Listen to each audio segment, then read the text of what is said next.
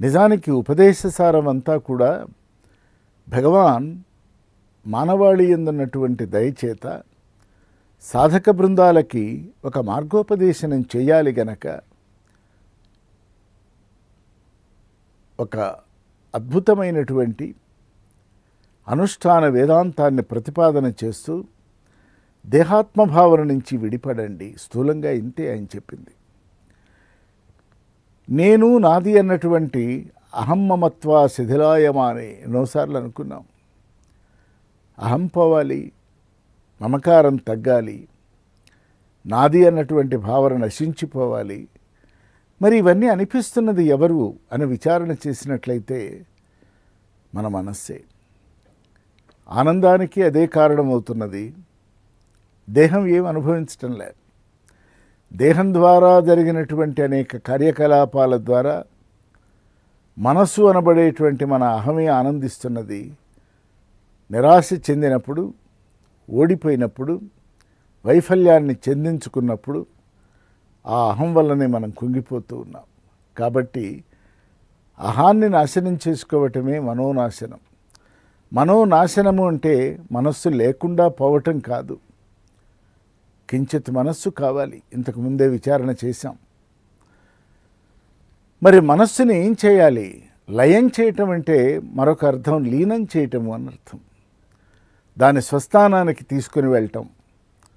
దాని స్వస్థానం ఎక్కడ? హృదయమే దాని స్వస్థానం. అది చైతన్య స్థలి.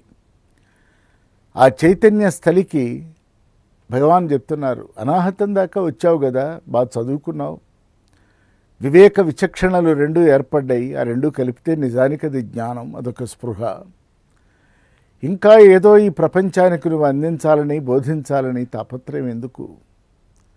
నీవు దేనిని పొందావో, దేని వలన నీవు స్వాత్మానంద రససిద్ధుడివైనావో లేదా అవుతున్నావో, అయ్యే ప్రయత్నంలో విశుద్ధ ఆజ్ఞా సహస్రాలను కాసేపు పక్కన పెట్టి హృదయంలోకి వెళ్ళవయ్యా.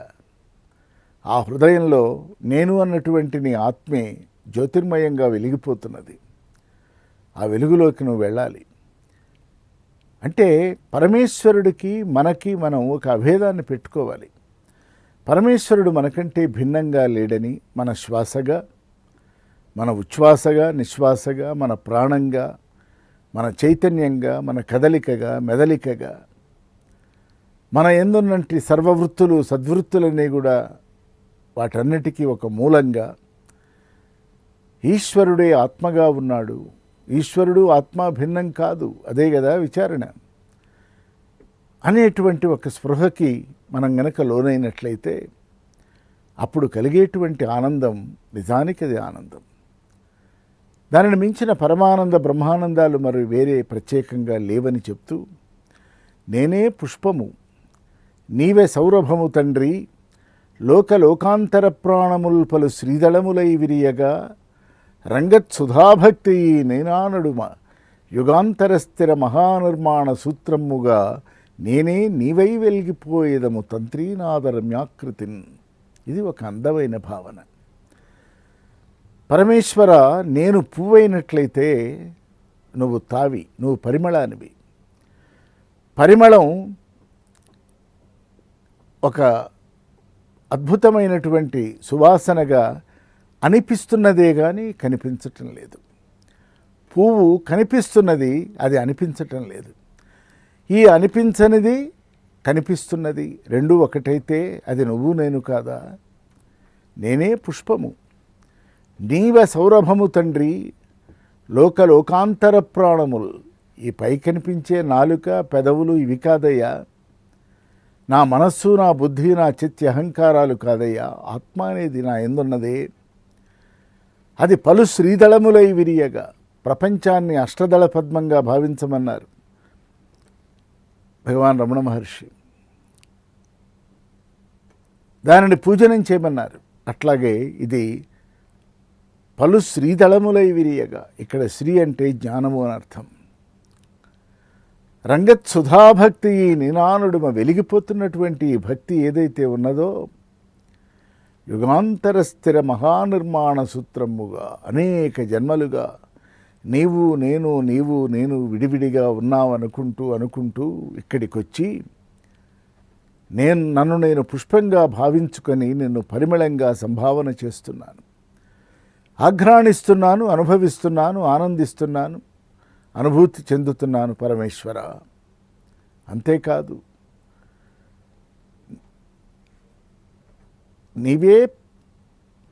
నువ్వు పరిమళాన్ని అయినావు, మరి నేనెవరిని? నువ్వు నేను ఎలా ఉందాం? ఒకటైపోదాం. తంత్రీనాదరమ్యాకృతిని, ఒక వీణ ఉన్నది, ఆ వీణకి తంత్రులున్నాయి. మీటితే వైణికుడి యొక్క ప్రజ్ఞ వలన నాదం వినిపిస్తున్నది. పరిపక్వం చెందనటువంటి వాడు వాయిస్తే నినాదం ఏర్పడుతున్నది, అపశృతి కలుగుతున్నది. సాధనా మార్గంలో పరమేశ్వర, నేను తంత్రినైనట్లయితే నీవు నాదానివి, కనపట్టంలే. అదిగో పరిమళంలా అనిపిస్తున్నదే, ఇక్కడ కూడా వినిపిస్తున్నావు.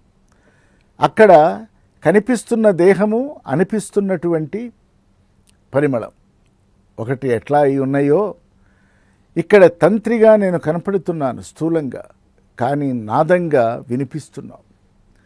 ఈ వినిపిస్తున్న రెండు ఒక్కటైనట్లుగా ఒక వీణానాదం ఎలాగైతే మోక్ష మార్గం వైపు వీణానాదం నడిపిస్తున్నదో, మోక్షము అంటే మోహక్షయం, ఎన్నిసార్లు చెప్పుకున్నా అదే మాట. మోహం అంటే నేను అన్నటువంటి భ్రాంతి, దేహమే నేనన్నటువంటి అజ్ఞానం. దీనిని దాటి నేను దేహము మాత్రమే కాదని, నేను ఆత్మస్వరూపుణ్ణని, నిజానికి దివ్యాత్మస్వరూపుణ్ణని, ప్రేమాత్మస్వరూపుణ్ణని ఎంతగా నన్ను నేను భావించుకుంటే నాకు అంత ఆనందం కదా. ఇక్కడ ఒక చిన్న ఉదాహరణ. భగవాన్ సత్యసాయిబాబా వారు తమ 86 సంవత్సరాల అవనీ సంచారంలో తొలి 14 ఏళ్ళు పక్కన పెడితే 72 ఏళ్ళు నా భక్తులారా, నా శిష్యులారా, నా బిడ్డలారా అని పిలవలే. దివ్యాత్మస్వరూపులారా, ప్రేమాత్మస్వరూపులారా, మీకు నాకు ఉన్నటువంటి బాంధవ్యం ఆత్మైకమే తప్ప దైహికం కాదు, మానసికం కాదు అని ఎట్లాగైతే కొన్ని ట్రిలియన్స్ ఆఫ్ పీపుల్ని వారు సంబోధన చేశారో, అంటే వారు దేనిని దర్శిస్తున్నారు మనలో అంటే మనలో ఉన్న ఆత్మని. నీ బాహ్యంతో నాకు పని లేదు, నీ భావమే నాకు ప్రధానం అన్నటువంటి భగవాన్ శ్రీ సత్యసాయిబాబా వారు, ఇటు భగవాన్ శ్రీ రమణ మహర్షి భిన్నంగా ఏం చెప్పటంలే. జీవుడు జగదీశ్వరుడు ఒక్కటే అనే భావనలో ఉండండి, మీరదే, మీకు తెలియటం లేదు. అజ్ఞానం చేత, అహంకారం చేత, అస్పష్టత చేత, అనేక రకాల కారణాల వలన నీవు పాపిగా, అల్పుడిగా భావించుకుంటున్నావు. పరమేశ్వరుడే నీ యందు సంస్థితమైనప్పుడు నీవు అల్పుడివి ఎట్లా అవుతావు? అనల్పుడివి అవుతావు.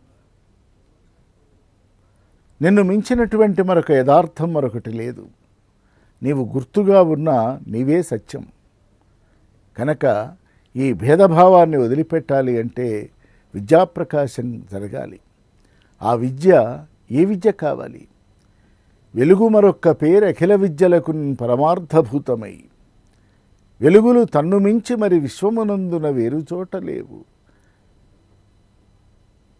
ఆ ఇల్యూమినేషన్ ఎక్కడ ఉన్నదంటే మన యందే ఉన్నది.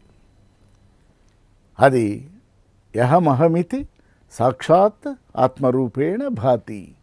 నేను అని ప్రకాశమానం చెందుతున్నటువంటి ఆ హృదయ కుహరంలో ఉన్నటువంటి శ్రీమయమైనటువంటి, చరాచరమైనటువంటి, వాంగ్మయమైనటువంటి, జ్యోతిర్మయమైనటువంటి ఆ నేను వైపు నడవమంటున్నారు భగవాన్ శ్రీ రమణ మహర్షి. అంటే పూర్ణాద్వైత భావనలో గనక మనం వెళ్ళకపోయినట్లయితే, నీవు వేరు నేను వేరు అన్న భావనలో ఉన్నట్లయితే మనం ఎప్పుడూ కలిసే అవకాశం లేదు. కలవకపోతే యోగప్రాప్తి లేదు. యోగప్రాప్తి లేకపోతే యోగి అయ్యే అవకాశము లేదు. యోగి కాకపోతే ఈ ప్రపంచాన్ని నడిపే శక్తి ఏర్పడేది కాదు. ఈ క్రమ పరిణామ దశలో భేదభావం లేకుండా ఉండమని చెప్తూ, ఇదిగో ఈ మనస్సునదే, దాని హృదయంలోకి తీసుకుని వెళ్ళిపో.